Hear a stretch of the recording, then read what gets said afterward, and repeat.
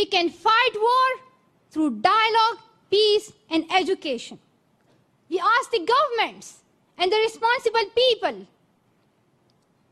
if you want to see peace in Syria, Afghanistan, and Pakistan, if you want to end the war, if you want to fight against the war, then instead of sending guns, send books. Women are not even accepted as human beings. They are treated with injustice and inequality.